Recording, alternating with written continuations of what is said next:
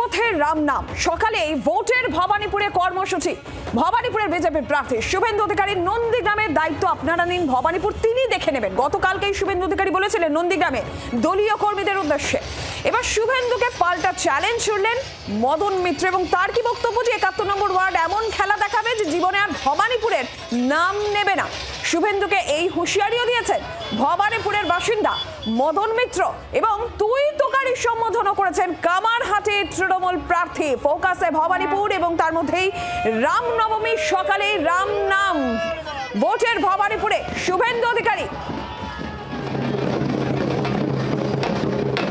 কি বলছেন অবশ্যই শোনাবো। তার আগে সরাসরি ভবানীপুর থেকে অয়ন ঘোষাল প্রতিনিধি রয়েছেন আমাদের সঙ্গে। অয়ন, রামনবমী এখন আর ধর্মীয় উৎসব শুধু নয়, ভোটের বাংলায় তার সঙ্গে অবশ্যই রাজনীতি জুড়ে যাচ্ছে। তার মধ্যেই জায়গা যদি হয় ভবানীপুর।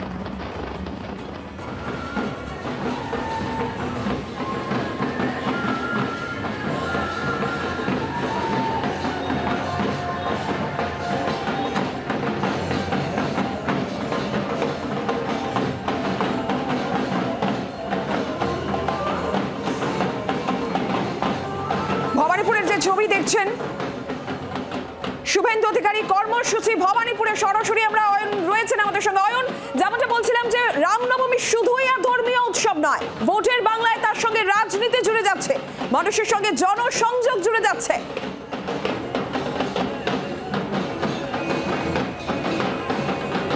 নামে রামনবমীর শোভাযাত্রা হলেও ভবানীপুরে এই মুহূর্তে পদ্মপুকুরে এবং চক্রবেরিয়ার ঠিক ক্রসিংয়ে রামনবমী শোভাযাত্রার যে আয়োজন, এটা পুরোদস্তুর ভবানীপুর বিধানসভা কেন্দ্রে বিজেপির প্রার্থী শুভেন্দু অধিকারীর ভোট প্রচারের অন্যতম কৌশল। সেটা আর নতুন করে বলার অপেক্ষা রাখে না। আমরা এখানে বর্ণাঢ্য আয়োজন দেখছি। এর আগে কলকাতার নানা প্রান্তে, এমনকি এই ভবানীপুরে রামনবমীর শোভাযাত্রা আয়োজিত হয়েছে।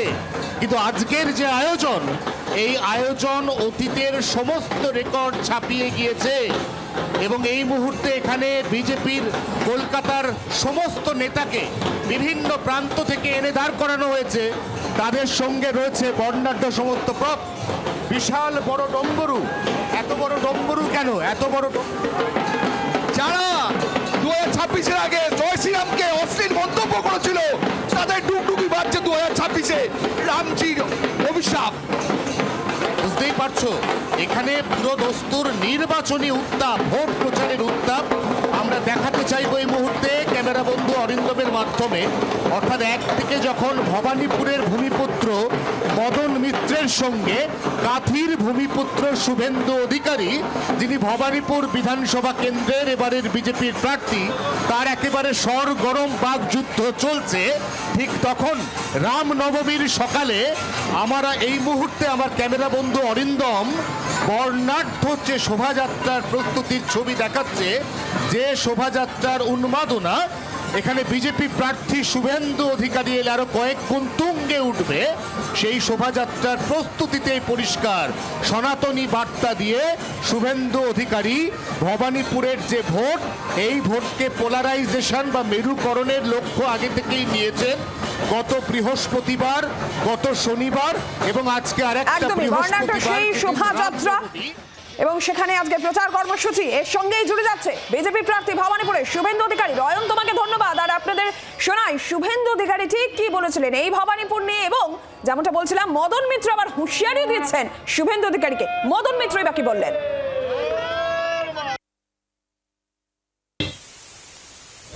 সারা জীবন শুধু হারামে খেয়েছি। শুভেন্দু নাকি বলেছে যে সকালে ব্রেকফাস্ট, তারপর লাঞ্চ, তারপর বিকেলে হাইটি, তারপর ডিনার। আমি বলছি এ বেটা ফিরিঙ্গি, অ্যান্টনি ফিরিঙ্গির বেটা কবে সাহেব হলো রে? বর্ডার দেখছি। হ্যাঁ, একটা মেদিনীপুরের গায়ের ছেলে হঠাৎ রাতারিতে ইংরেজি বলছে কেন রে ভাই? খুব খাচ্ছে না, খুব খাচ্ছিস, ঠান্ডা ভোর হয়ে যাবে, ওয়েট কর আর কটা দিন।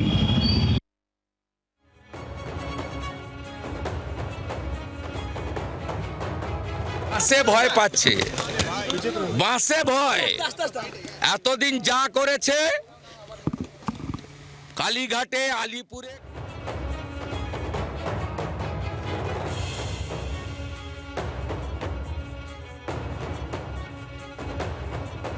স্বপ্ন দেখিয়ে গেছেন। পা ভাঙেনি, ভালো পায়ে ব্যান্ডেজ জড়িয়ে নাটক করেছেন। বাংলাকে টুপি পরিয়েছেন, নন্দীগ্রামের লোক টুপি পরেনি। এবারে আমি ভবানীপুরে গেছি, মোদিজি পাঠিয়েছেন আপনারা নন্দীগ্রামের দায়িত্বটা নিবেন।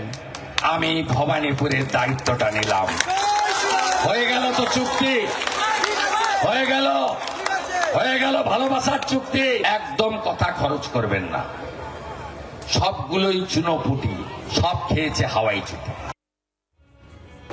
একদম সকালে যে ছবি ভবানীপুরে দেখছিলেন, বর্ণাঢ্য শোভাযাত্রা বিজেপির রামনবমী উপলক্ষে, কিন্তু গতকাল রাতে ভবানীপুর উত্তেজনার পরিস্থিতি তৈরি হয়। তার কারণ রামনবমী এবং বিজেপির ক্যাম্প অফিস তৈরির জন্য আনা বাস পুলিশ আটকে দেয়, এই অভিযোগ ওঠে। অরফানেজ রোডে বাস বোঝাই গাড়ি আটকায় আলিপুর থানার পুলিশ। রাতে ঘটনাস্থলে শুভেন্দু অধিকারীও চলে আসেন, কলকাতা পুলিশ কমিশনারের সঙ্গে কথা বলেন।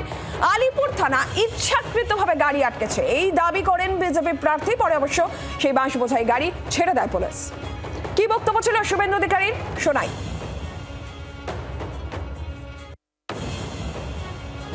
বাসে ভয় পাচ্ছে, বাসে ভয়। এতদিন যা করেছে কালীঘাটে, আলিপুরে, দক্ষিণ কলকাতায়, কলকাতায় তা করতে দেব না। আমার হেলিকপ্টার লাগে না, আমি গাড়ি নিয়ে পৌঁছাবো। আর কর্মীরাও চাঙ্গা হয়ে গেছে, আর জনতাও জেগে গেছে। আপনারাও জেগে থাকুন, এর শেষ দেখে আমরা ছাড়বো। অন্যদিকে রামনবমী উপলক্ষে হাওড়ার কাজীপাড়া মোড়, সেখানেও শোভাযাত্রার প্রস্তুতি। বিশাল পুলিশ বাহিনী মোতায়েন রয়েছে, কেন্দ্রীয় বাহিনী মোতায়েন রয়েছে। কাজীপাড়া মোড়ের ছবি আপনাদের দেখাবো। হাওড়ার কাজীপাড়া মোড়ে শোভাযাত্রার প্রস্তুতি। সরাসরি পিয়ালি মিত্র রয়েছেন আমাদের সঙ্গে। পিয়ালি, কি ছবি?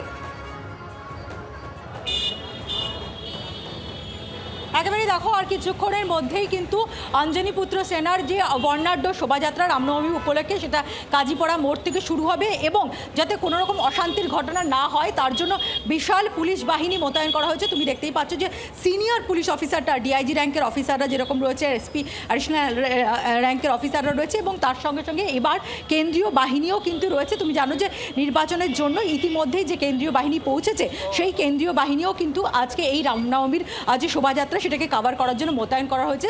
এবং তার সঙ্গে সঙ্গে এই যে র্যালি, সেটা কাজীপাড়া হয়ে হাওড়া ময়দান পর্যন্ত পৌঁছাবে, যাতে কোনো রকম কোনো অশান্তির ঘটনা না ঘটে। কলকাতা হাইকোর্টের নির্দেশ রয়েছে অঞ্জনী পুত্র সেনাকে সকাল 8টা থেকে দুপুর 1টার মধ্যে এই র্যালি করতে বলা হয়েছে, এবং সর্বোচ্চ যে জমায়েত সেটা 500 জন রাখতে বলা হয়েছে, এবং কোনো রকম কোনো ডিজে বাজানো যাবে না। ফলে সব মিলিয়ে ইতিমধ্যেই যারা উদ্যোক্তারা তারা আসতে শুরু করেছে, এবং পুলিশও বিশাল পরিমাণে এখানে মোতায়েন করা হয়েছে। পিয়ালি, ধন্যবাদ। কার্যত অষ্টমীতে রামনবমীর উত্তাপ আপনারা দেখছিলেন। জায়গায় জায়গায় বর্ণাঢ্য শোভাযাত্রার প্রস্তুতি শুরু হয়ে গিয়েছে, শোভাযাত্রা হচ্ছে। আর এর মধ্যে আজকে রাজ্যে একাধিক শিক্ষা প্রতিষ্ঠান বন্ধ রয়েছে। ক্যাম্পাসে রামনবমী পালনের অনুমতি কলকাতা বিশ্ববিদ্যালয় দেয়নি, বন্ধ রাখা হবে বিশ্ববিদ্যালয়ের গেট। অন্যদিকে যাদবপুরে রামনবমী পালন নিয়ে স্পষ্ট অবস্থান এখনো জানায়নি কর্তৃপক্ষ।